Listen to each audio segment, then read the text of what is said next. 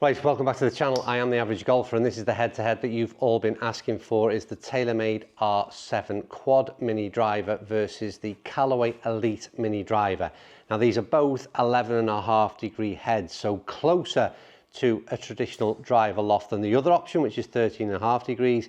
We've got different shafts, which is going to annoy a few of you, but I'm going to do a simple test on TrackMan. One will be all about data, and the other element will be a sort of personal thought process on how I might choose one over the other. Right, before we hit some balls at Pinehurst number 2 and see how these differ in terms of performance, one big deal for me is going to be the way these things look. As you can see, the first thing and the most noticeable thing for me is the difference at address. Very different crowns. You've got a close-up on screen. I'm not going to describe them. The visuals take care of themselves. They are very, very different indeed. I think for me, on a personal level, I'd probably lean towards that finish on the TaylorMade.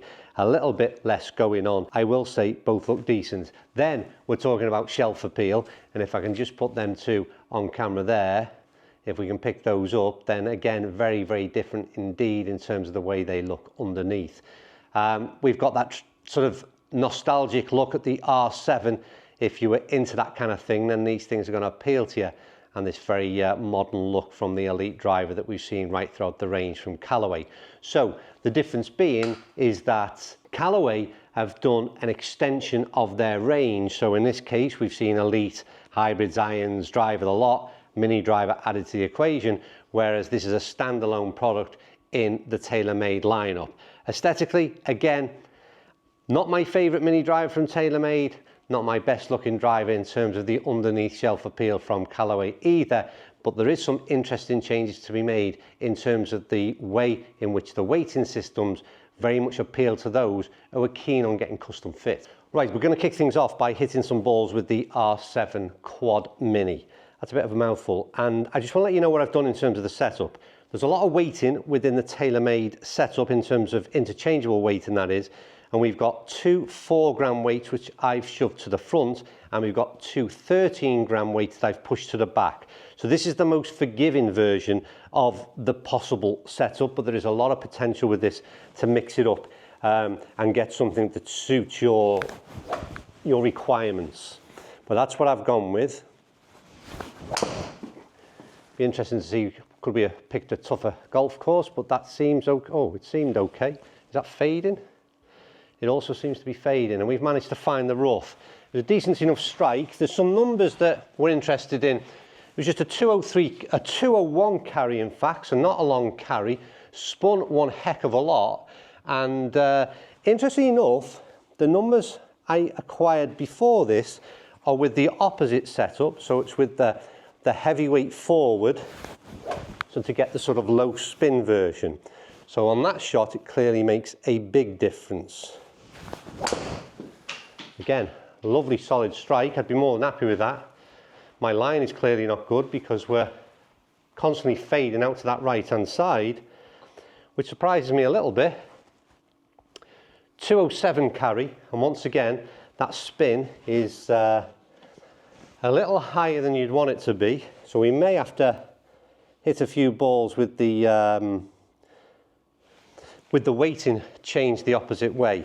I'm going to try and hit one ball with a right to left shot.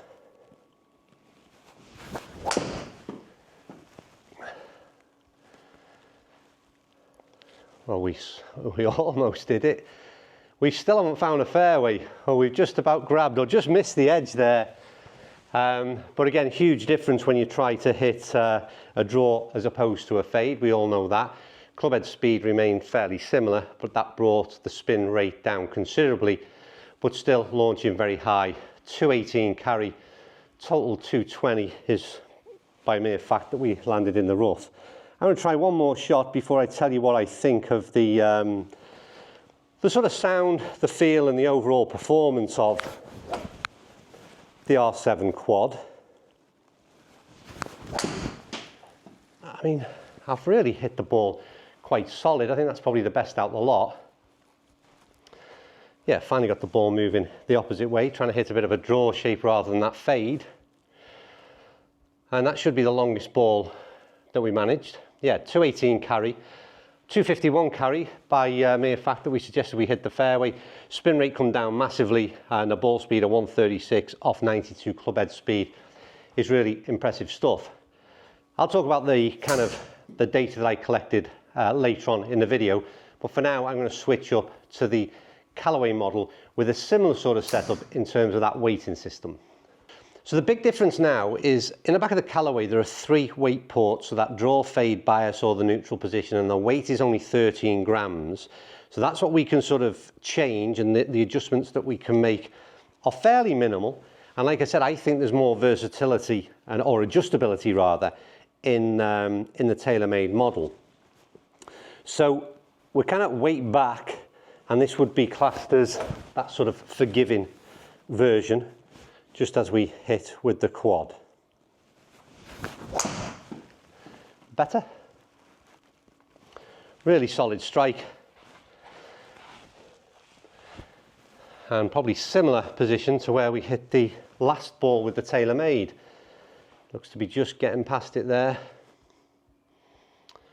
Yeah, so 223 carry, and I don't remember the numbers exactly, but that 136 ball speed off 92 clubhead speed seems to be very, very similar indeed, as does the launch and the spin. We'll hit one more ball with the Callaway, if I can get a ball on a tee. One thing that's changed over the years for me is that Callaway in general have changed their sound of their drivers, and they're much more in line with that the TaylorMade. So a lower indoor, acoustics are a bit different. The Callaway is a little bit softer on the ears, but there's not a lot to separate these two at all.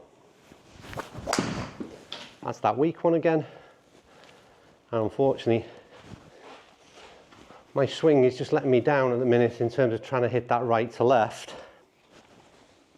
It's a decent enough strike, and 223 carry is not bad with not a great ball, but I'd like to get it turning over a little bit and see if we can get that shape. It's not my natural shape, but we'll give it one more go. That seems pretty good. Yeah, really nice contact. This could be again in a very similar position as those other two. It's rolling out to a very similar position. We've got 3 balls on top of one another, and then we've got 4 that are leaked out to the right. 220 carry, spin good, good launch angle, and that relationship of clubhead speed to ball speed, really, really good. Now, one thing you've got to understand if you're new to the channel, my sort of best driving would mean that I'd be hitting the carry at around 230, maybe 235. So yet again, I'm going to give up 10 to 15 yards by using a mini driver with 11.5 degrees of loft, as opposed to my sort of standard driver, which would be a 9-degree head. So when I hit a few more shots off camera before we started, what did the averages look like and how do they compare on TrackMan data? What you're seeing on screen now is what I hit with the Elyte, so the Callaway product. First of all, let's talk about dispersion in a minute, but carrier 220, let's have a look. Launch in 15.2, 2.6 spin, 87 peak height, ball speed 135 in relation to a clubhead speed of 91. They're all decent numbers. The one thing I will say with the Callaway product in setup in a neutral position in a neutral weighted system was, to me, I struggled to get the ball moving left, and if anything, it wanted to fade out to the right. So you'll see 4 balls over on this side, and that was a consistent kind of ball flight. Now, I'm not saying that couldn't be rectified, but in today's video, the way the club was set up in that neutral position, I would say it was not helping me, and I'd certainly want to change that weight a little bit and see if we can make a difference. But these numbers here, very good and very similar to what we're seeing on screen, to be honest with you. So if I swap that up and we go into the TaylorMade product, a little bit less carry, that's the first thing you would address, but the total carry distance was pretty similar, and that's down to a lower spin rate that we got with the TaylorMade product.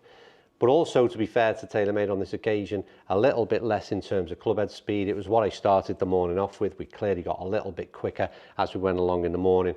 Callaway won out on that score, so the ball speed to clubhead speed ratio is still very good. launched a little bit higher, spun lower, peak height was very, very similar indeed. But I'd say the dispersion was a lot better. If you take that ball out of the equation, this is the kind of the heat map that we'd be looking at. Be a lot more pleased with that, to be honest with you. And then one final thing is we'll just look at the impact location. No, we won't. We'll look at the impact location. Fairly decent, quite high on the face with a few there. So that suggests we were doing, or the club was doing okay in terms of helping me out a little. And again, not quite finding the center of the club face on the Callaway product. Very consistent in terms of where I was finding it. So when you see this kind of 220 carry coming out of not quite the center of the club face, I think that is all pretty impressive. So forgetting data for a minute, not a great deal to separate these products. I don't think we expected there to be, but for me, the difference would be what you want in terms of that custom fit element. Between the hosel settings and the weighting system, I think the R7 Quad has got a lot going for it. You could certainly change a lot more around than you can with the Callaway, but then there's nothing to suggest that you would want to move a lot around. So it could well be the Callaway Elyte mini driver fits you, no issues, you've got a good thing going. The price of the products is very similar. It is all about personal preference, and it's why reviews are becoming very difficult to sort of differentiate. They're difficult to try and grasp something that might push you one way or the other. So you're looking for minor differences, and often they're only personal preferences. But for me, my overall assessment would be try the R7 Quad, but if you're going to try it, make sure you get custom fit and see if you can just get a little bit more performance out of it by getting it custom fit than you might with buying an off-the-shelf Callaway product.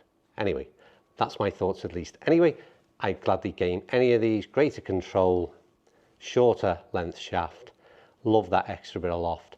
Mini drivers are the way forward for most average golfers, in my opinion, or something similar at least.